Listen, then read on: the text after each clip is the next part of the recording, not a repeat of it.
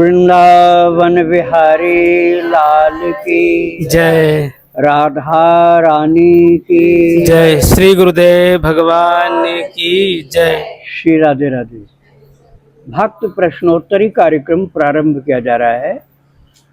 अब आप भक्त संबंधित प्रश्नों को पहले श्रवण करेंगे। श्री राधे राधे। श्री राधे राधे गुरु जी, आपके श्री चरणों में कोटि कोटि दंडवत प्रणाम। स्वाति जी, इनका प्रश्न है, गुरुदेव मैंने पिछले 3-4 वर्ष से अपने गले में रुद्राक्ष धारण किया हुआ था, पर माधव की कृपा से उन्होंने मुझे राधा कृष्ण जी से मिलवाया, तो अभी मैंने तुलसी माला भी धारण कर लिया है। तो क्या तुलसी माला के साथ रुद्राक्ष धारण करें और रुद्राक्ष को अब निकाल दूं? अगर निकालूं तो उसको क्या करना है? और अगर मैं पहले से ही पहन रही हूं तो क्या उसको धारण करें और फिर निकाल भी सकती हूँ रुद्राक्ष को? फिर क्योंकि कभी कभी रुद्राक्ष का धागा तुलसी माला में फंस जाता है, और रुद्राक्ष और तुलसी माला एक साथ भी मंगलसूत्र के और क्या मंगलसूत्र भी इसके साथ पहनना अनिवार्य है? किसके साथ? रुद्राक्ष और तुलसी की कंठी के साथ। नहीं। राधे राधे। आपने यदि वैष्णव दीक्षा ली है तो आपको केवल तुलसी की ही कंठी पहननी है, दूसरा नहीं पहनना। और यदि आपने दीक्षा नहीं ली है तो गले में तुलसी पहनिए और भुजाओं में रुद्राक्ष पहन सकते हैं। भुजाओं में, गले में नहीं। गले में आप तुलसी पहनिए और दोनों बाहों में आप रुद्राक्ष पहन सकते हैं यदि दीक्षा नहीं लिया तो। और दीक्षा लिया है वैष्णव दीक्षा तो केवल तुलसी पहनोगे, चाहे गले में पहनो चाहे भुजा में पहनो, रुद्राक्ष नहीं पहनोगे। श्री राधे राधे। इनका दूसरा प्रश्न है गुरु जी, सुहागन स्त्री सुनाई पड़ रहा होगा आपको। हाँ ठीक है। सुहागन स्त्री के लिए मंगलसूत्र धारण करने का क्या महत्व है? इसके विषय में भी थोड़ा सा प्रकाश डालें। वो जो दाम्पत्य जीवन जो होता है उसकी बात है, और भगवान की भक्ति का जो जीवन होता है उसके लिए तो बस तुलसी पहनी जाती है, दूसरा और कुछ नहीं पहनी जाती। श्री राधे राधे। अमनदीप जी हैं गुरु जी। मनदीप जी, इनका प्रश्न है, गुरुदेव अपना एक स्वप्न साझा करना चाहती हूँ। कल रात लगभग 5 बजे मैंने स्वप्न देखा कि आकाश में 2 गायें थीं। उसके बाद मैंने भगवान जगन्नाथ जी के दर्शन किए। वे रथ पर विराजमान थे और उनके साथ बलराम जी और सुभद्रा जी भी थे। रथ चल रहा था। स्वप्न में मुझे बहुत आनंद और खुशी हो रही थी। मैं वहां मौजूद सभी लोगों से कह रही थी कि देखो भगवान जगन्नाथ आ रहे हैं, उनका दर्शन करो। मैं कई वर्षों से राधा नाम का जप और राधा कृष्ण जी का ध्यान कर रही हूँ। यह अनुभव बहुत भावपूर्ण लगा, इसलिए सोचा कि आपसे साझा करूँ। कृपया मार्गदर्शन करें कि इस अनुभव को किस भाव से समझना चाहिए। बात यह है कि भगवान कृष्ण ही जगन्नाथ है, दूसरे कोई जगन्नाथ नहीं है। भगवान कृष्ण ही वहाँ जा कर के अपने भाई और बहन के साथ, भाई बलराम जी और बहन सुभद्रा जी, ये तीनों लोग वहाँ जगन्नाथपुरी में 3 रूप में एक साथ विराजमान हैं। तो ये जब कृपा करते हैं, आपकी श्रद्धा देखते हैं तो जगन्नाथ के रूप में चमत्कार कर देते हैं। तो वही आपके ऊपर अनुग्रह हुआ है और कोई बात नहीं है। इसके मतलब ये हुआ कि भगवान कृष्ण आपके ऊपर प्रसन्न है, जगन्नाथ भगवान के रूप में भी प्रसन्न है, कृष्ण रूप में भी प्रसन्न है। श्री राधे राधे। भाविका जी, इनका प्रश्न है, मोक्ष प्राप्त ज्ञानी की स्थिति और भगवत प्राप्त भक्त की स्थिति बराबर होती है या अलग होती है? देखो, यदि आप भक्त हैं तो आपके लिए मोक्ष से ज्यादा भक्त की स्थिति होती है। मोक्ष से ज्यादा भक्ति की स्थिति होती है। अर्थ न धर्म न काम रुचे, गति न चाहूं निर्वाण, जन्म जन्म रति राम पद, यह वरदान नयान। ये त्रिवेणी में प्रयागराज से भरत जी ने कहा है। अर्थ न धर्म न काम रुचि, गति न चाहूं निर्वाण। निर्वाण माने मोक्ष, निर्वाण माने मोक्ष होता है। उन्होंने कहा मुझे मोक्ष भी नहीं चाहिए। जन्म जन्म रति राम पद, यह वरदान नयान। और श्री चैतन्य महाप्रभु ने तो मुक्ति की इच्छा को भी पिशाचिनी बता दिया। मुक्ति की इच्छा और संसार की और इच्छाएं सबको बराबर कर दिया। भुक्ति मुक्ति स्पृहा यावत पिशाची हृदय वर्तते तावत भक्ति सुखस्यात्र कथम अभ्युदयो भवेत। ये महाप्रभु चैतन्य ने कहा। उन्होंने कहा जीवन का लक्ष्य मोक्ष नहीं है, जीवन का लक्ष्य प्रभु के चरणों की प्राप्ति और प्रभु के प्रेम की प्राप्ति। यदि आप भक्त मार्गी हैं तो आपके लिए यही है, और आपने यदि अभी भक्ति मार्ग को नहीं समझा है, नहीं ग्रहण किया है, आप जीवन के लक्ष्य को मोक्ष ही चाहते हैं, तब बात दूसरी है। लेकिन जो मुक्त हो गए हैं, ऐसे भी होते हैं, जैसे सनकादि मुनि हैं, भगवान कपिल हैं, नारद जी हैं, ये मुक्त हैं, फिर भी शरीर रहे हैं, शरीर धारण किए हैं मुक्त। तो मुक्त मतलब मोक्ष प्राप्त, मोक्ष प्राप्त हैं, मुक्त हैं, फिर भी जीवन मुक्त ब्रह्म पर चरित सुनहि तज ध्यान, जे हरि कथा न करहि रति तिनके ही पाषाण। अर्थात जीवन मुक्त होने पर भी मोक्ष का लक्ष्य भी हाथ में आ चुका, हस्तगत हो चुका। जीवन मुक्त अर्थात मुक्ति प्राप्त हैं, फिर भी भगवान का ध्यान और समाधि त्याग करके भगवान के अवतार काल की लीला का आनंद लेते हैं और भगवान और भक्तों के चरित्र के रस का पान करते हैं। और तज ध्यान, मुक्त हैं तब भी ध्यान त्याग दिया, समाधि भी त्याग दिया। तो इसका मतलब ये हुआ कि ब्रह्मानंद से प्रेमानंद श्रेष्ठ हुआ, ब्रह्मानंद से प्रेमानंद श्रेष्ठ हुआ। शिव जी समाधि में रहते हैं तो भी वो जब भगवान की लीला शुरू होती तो समाधि का त्याग करके भागते हैं कि मुझे तो अब प्रभु के प्रेम रस का पान करना है। तो इसलिए हम लोगों के लिए ब्रह्मानंद से प्रेमानंद श्रेष्ठ है। श्री राधे राधे। इनका दूसरा प्रश्न है, चालू। हाँ लग गया। कोई सखी भाव से उपासना करता है, कोई वात्सल्य भाव से, कोई कांत भाव से, तो क्या इन सभी उपासक पहले भगवत प्राप्ति होती है, फिर अपने स्वरूप में स्थित होने की यात्रा प्रारंभ होते हैं? देखो, इनमें से कोई घटबढ़ नहीं है, सावधानी समझिए इस बात को। जो वात्सल्य भाव वाले को सुख मिलता है वो किसी प्रकार से सखियों के सुख से कम नहीं है। अरे यशोदा माता के पास जो आनंद है उसको प्राप्त करने के लिए शिव जी चले आते हैं कैलाश से और यशोदा माता से प्रार्थना करते हैं कि इनका चरण छूने दो हमको, इनका चरण स्पर्श करने दो मुझको। तो इसका मतलब वात्सल्य वाले का महत्व इतना हुआ कि जाकर के मोक्ष वाले को भिक्षा मांगनी पड़ रही कि हमें भी इनका प्रसादी दो। इसी तरह से सख्य भाव में जो सखा है भगवान का, वो भगवान को पीठ पर बैठा कर भागता है और कभी कभी कहता है कन्हैया तू भी बैठा मुझे अपनी पीठ, वहाँ बराबरी का दर्जा हो गया। और दास्य भाव में भी हनुमान जी से भगवान राम, दास्य भाव के हनुमान जी हैं और भगवान राम उनके स्वामी हैं और कहते हैं सुनु कपि तोहि उरिन मैं नाही, हे कपि मैं तुझसे उरिन नहीं हो पाऊंगा। और हनुमान जी सेवक हैं और स्वामी कह रहे हैं मैं तुझसे उरिन नहीं हो पाऊंगा, इतने उपकार मेरे ऊपर तूने किए। तो इसका मतलब जो भाव है ना, इसमें कोई कम ज़्यादा नहीं है। चाहे आपका दास्य भाव हो, सख्य भाव हो, वात्सल्य भाव हो, माधुर्य भाव हो, उसमें आप ऊंची स्थिति में पहुंचोगे तो स्तंभ हो जाता है।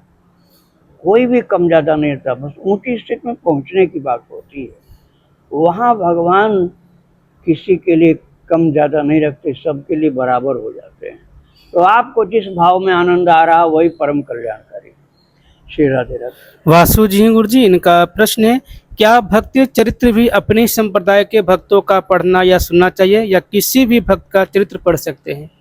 आपके मन से बात बिल्कुल हट जानी चाहिए। मैं जो चरित्र सुना रहा हूँ ठाकुर जी की कृपा से कई हजार संतों भक्तों का चरित्र सुना चुका हूँ।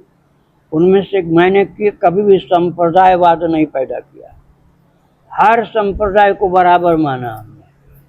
मैंने निम्बार्कियों का भी सुनाया, पुष्टि मार्गियों का भी सुनाया, माधव गौड़ियों का भी सुनाया, रामानंदियों का भी सुनाया, रामानुजियों का भी सुनाया, यहाँ तक कि मैंने सिखों का भी सुनाया।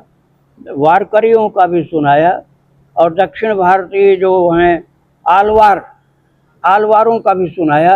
अर्थात हर संप्रदाय के संतों भक्तों का चरित्र मैंने सुनाया, और कभी ये नहीं कहा है कि वो उससे छोटा या उससे बड़ा है। तो आप प्रेम से भगवान से जुड़िए। जिस संप्रदाय में आपकी दीक्षा हुई है वही आपके लिए पर्याप्त है और परम कल्याणकारी है। श्री राधे राधे। इनका दूसरा प्रश्न है, गुरुदेव मेरा एकांत में बैठकर वाचिक नाम जप करने का मन नहीं करता, बस हर काम करते हुए नाम स्मरण करने का मन करता है, लेकिन सब काम करते हुए ध्यान 100 में से 60% काम में होता है और साथ ही नाम स्मरण में केवल 40% ही होता है, तो क्या इससे आध्यात्मिक उन्नति होगी? आध्यात्मिक उन्नति होगी, किंतु थोड़ी देर तक भक्त चरित्र सुनना जरूरी होगा। भक्त चरित्र यदि नहीं सुनेंगे तो वहीं बने रहेंगे जहाँ अभी हैं आप। और यदि आप भक्त चरित्र सुनना शुरू कर देंगे और जिसमें रोना आता हो ऐसा चरित्र जब मिलता है, थोड़े दिन के बाद रिपीट करो, डाउनलोड कर लो उसके, फिर रिपीट करो, हफ्ता 2 हफ्ता बाद फिर से सुनो।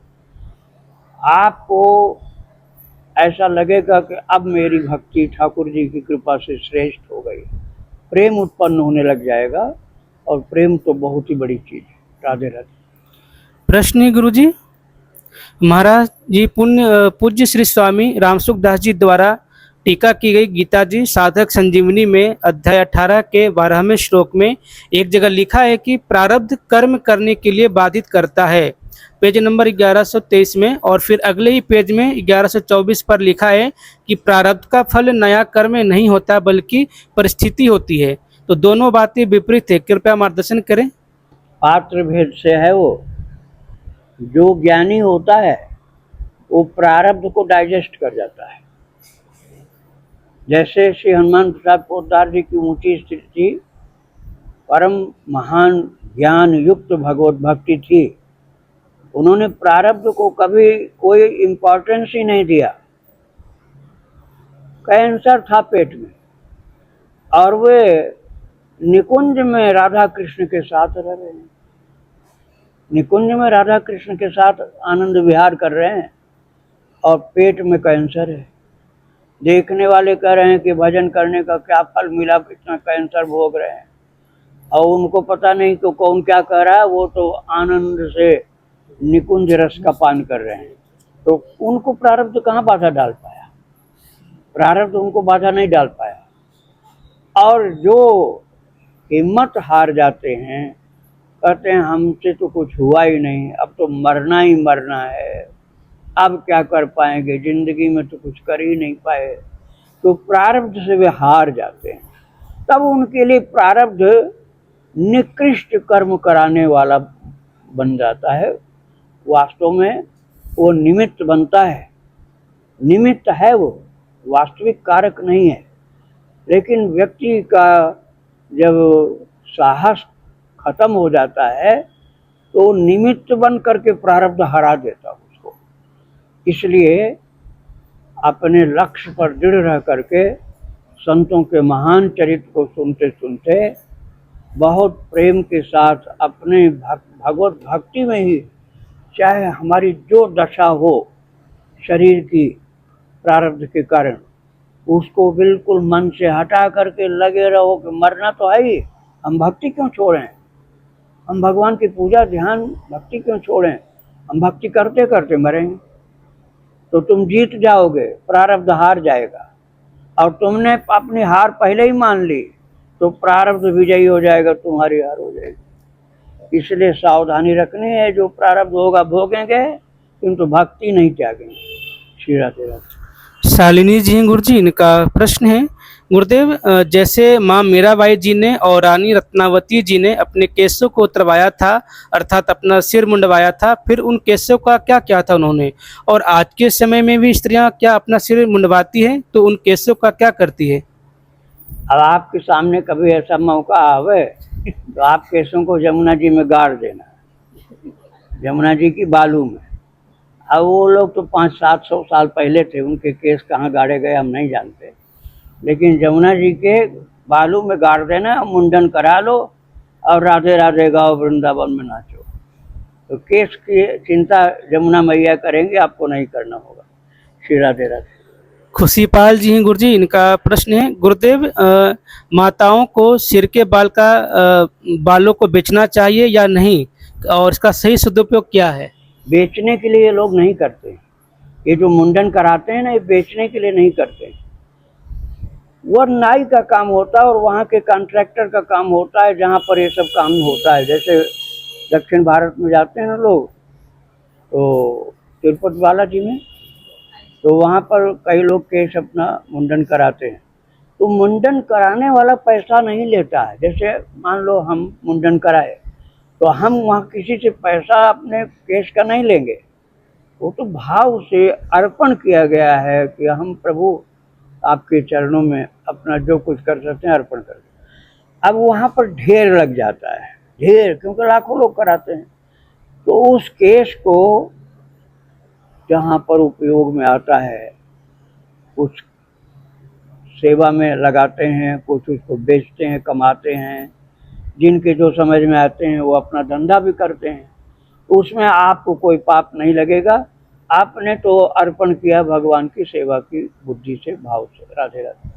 सरिता जी, इनका प्रश्न है गुरुदेव, मैं यह पूछना चाहती हूँ कि आजकल सोशल मीडिया पर कुछ वीडियो ऐसी वायरल हो रही है जिसमें वाल्मीकि रामायण के चौपाइयाँ दिखाई जाती है और कहा जाता है कि भगवान राम मांस खाते थे। तो क्या यह सच है? हमारा दिल तो नहीं मानता, लेकिन कई बार ऐसी वीडियो देखकर बच्चे सवाल करने लगते हैं, बोलते हैं कि जब यह सच नहीं है तो वाल्मीकि रामायण में वाल्मीकि जी ने कैसे लिखा है? महाराज जी कृपया इस भ्रम का समाधान करें, ताकि अगर बच्चे यह बात पूछे तो मैं उनके मन से यह भ्रम दूर कर सकूं। पहली बात तो यह है कि वाल्मीकि रामायण में एक भी चौपाई नहीं, इसलिए प्रश्न ही झूठा हो गया। वाल्मीकि रामायण में एक भी चौपाई नहीं, सब संस्कृत में श्लोक है। चौपाई है ही नहीं वाल्मीकि रामायण में, तो कहाँ चौपाई में कहा गया? दूसरी बात यह है कि वहाँ शब्द का अर्थ दूसरा है। मांस शब्द है, मांस, और मांस शब्द का अर्थ होता है उड़द की दाल। उड़द की दाल मांस संस्कृत में है वो। अब उसको हिंदी में अर्थ लगा दिया मांस, तो मांस तो नहीं है, उसका अर्थ है उड़द की दाल। श्लोक में है, चौपाई में नहीं है। राधे राधे।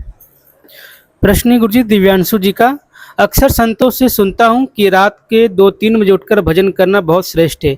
मेरी भी बहुत इच्छा है पर उठ नहीं पाता। महाराज जी कृपा करके मुझे लक्ष्य करके 2 वचन कह दीजिए, ताकि संतों के बल से मैं भी उस समय उठकर नियमित भजन कर सकूं। संतों की वाणियों में भी पढ़ा है कि भगवान और उनके भक्त सब प्रार्थनाएं सुने या ना सुने, पर यदि कोई भजन करने का आशीर्वाद मांगे तो वे उसे बहुत शीघ्र सुनते हैं। इसलिए मुझ पर भी कृपा करके ऐसा आशीर्वाद दीजिए कि मैं मुझसे प्रेम पूर्वक और नियमित भजन हो सके। तो ये बात सत्य है, भगवान कृपा करते हैं। आपके मन में यदि भाव ये आ जाए कि मुझे भजन करना है, तो ठाकुर जी आपके लिए सहयोगी बन जाएंगे।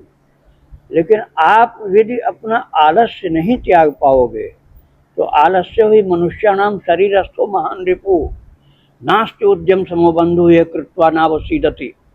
सबसे बड़ा दुश्मन है जीवन का आलस्य, और ये आपके भीतर घुस करके आपके साथ दुश्मनी करता है। बाहर के शत्रु तो बाहर से ही करेंगे, और आलस भीतरी शत्रु है, ये उठने नहीं देता है।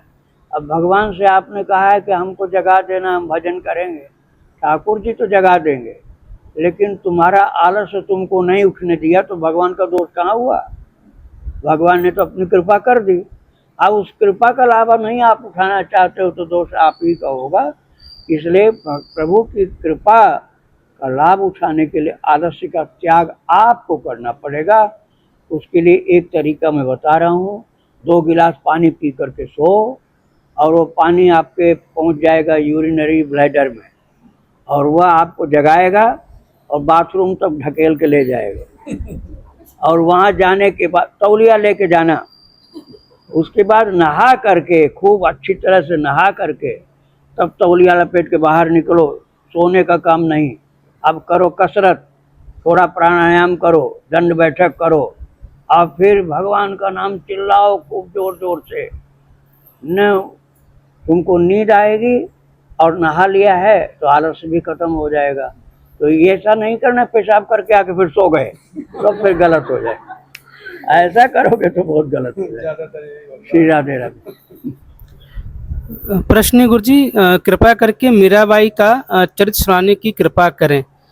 मीराबाई का चरित्र मैं सुना चुका हूँ, आपको मिला नहीं है। मीराबाई का चरित्र मैंने 51 भाग में सुनाया है, और उसको सुनने के लिए मैं आपको, देखिए, आप बिल्कुल शांत रहना पड़ेगा, नहीं तो आप सुन नहीं पाओगे।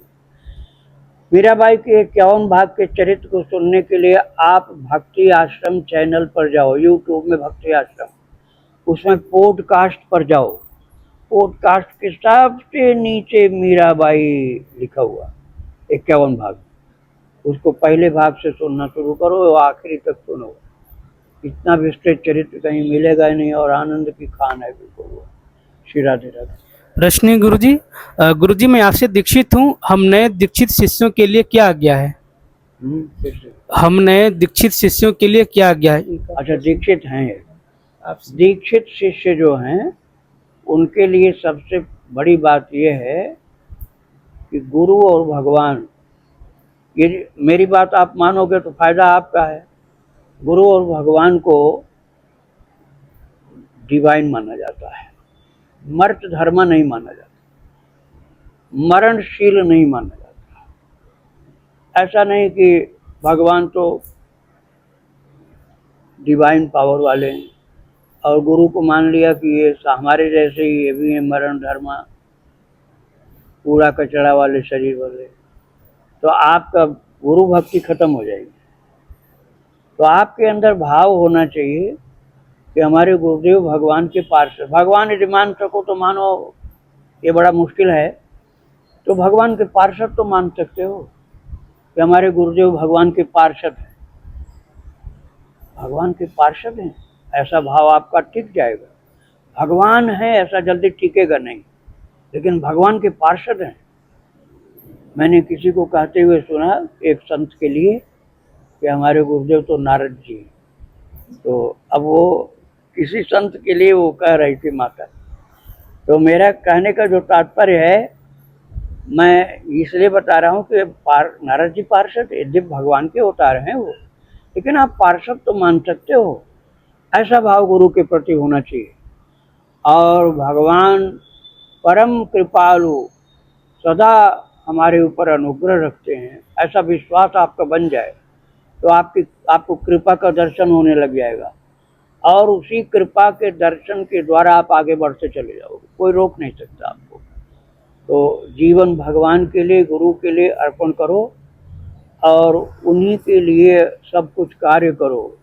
जो कुछ है सब उन्हीं के लिए है, ऐसा मान करके भक्ति करो, खूब जप करो, खूब ध्यान करो, पूजा करो, सेवा करो। राधे राधे।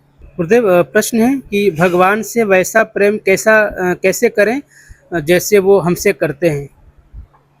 उतना तो प्रेम कोई कर नहीं सकता।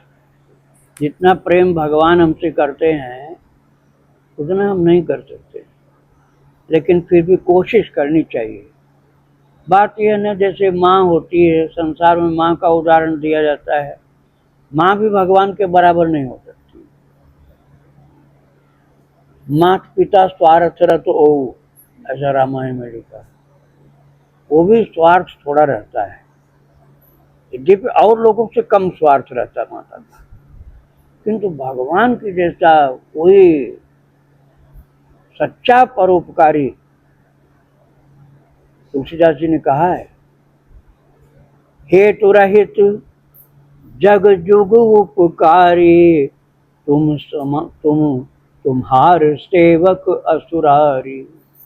हे प्रभु, संसार में दो ही लोग हैं जो हेतु रहित उपकारी।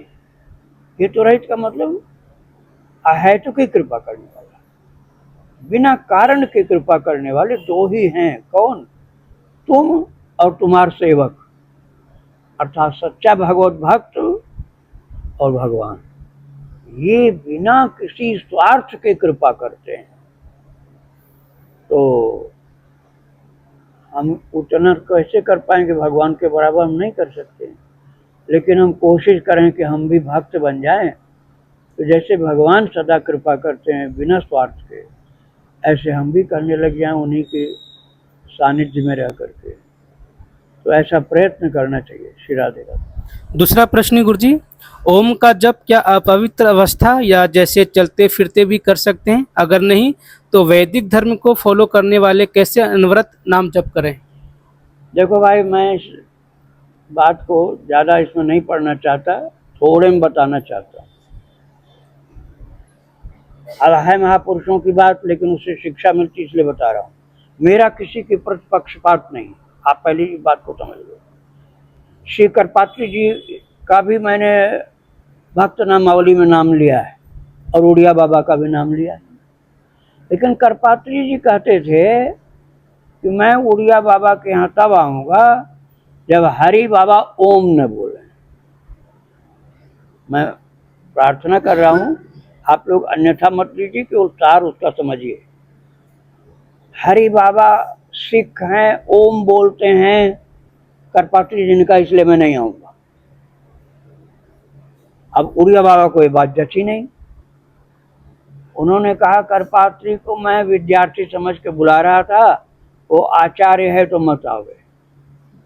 ठीक है, थोड़ी कड़ी कड़ी बातें हैं, लेकिन बहुत सार की बातें। और उसके बाद क्या हुआ कि जो सफाई वाली महिला थी, झाड़ू लगाने वाली, उसके बेटे का नाम था ओम प्रकाश। उसने अपने बेटे को बुलाया, ओम प्रकाश, ओम प्रकाश, जल्दी आ, ओम प्रकाश। अब उड़िया बाबा के कान में आवाज आई। उन्होंने पूछा ये कौन बोल रही? बोले महाराज जो झाड़ू लगाती है। बोले करपात्री को बुला। देखिए ओम ओम बोल रही। तो अब यहाँ मेरे कहने का मतलब यह है कि प्रैक्टिकल ये नहीं है, ये व्यावहारिक नहीं है। किसी के बेटे का नाम ओम प्रकाश होगा तो क्या दूसरा नाम बोलेगा? वो तो ओम प्रकाश ही बोलेगा। तो भाई इस विवाद में नहीं जाओ। जहाँ पर कुछ संदेह है, बाधा है, वो उसको क्यों उसको अपनाते हो? ओम बोलने में बाधा है तो ओम छोड़ कर राम राम बोलो, सीताराम बोलो, श्री कृष्ण भगवान का नाम बोलो। और ये आपको ओम ही बोलना है तो आप बाकायदा यज्ञोपवीत धारण करो, जनेऊ पहनो, चोटी रखो, गायत्री करो सुबह शाम, और फिर ओम का जप करो स्नान करके, तो आपको विधिवत करने का लाभ मिलेगा। और इतना सब नहीं कर सकते हो तो सीताराम सीताराम सीताराम करते रहो, ओम वाले से आगे चले जाओगे। तो राधे राधे। कोटि कोटि प्रणाम गुरुजी। बेटा सुनाई नहीं पड़। अच्छा हाँ, तुम जोर से बोल।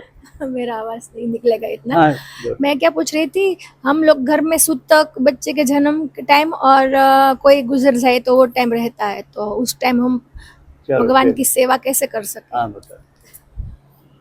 देखो, सूतक भगवान से बड़ा नहीं होता है, सूतक से बड़े भगवान होते हैं। सूतक से बड़े भगवान होते हैं, सूतक भगवान से बड़ा नहीं होता।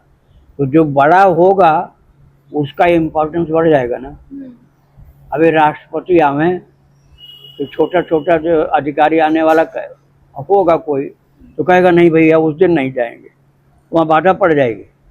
तो बड़े की शक्ति ज़्यादा होती है, भगवान की शक्ति के सामने सूतक बेचारा फेल हो जाता है।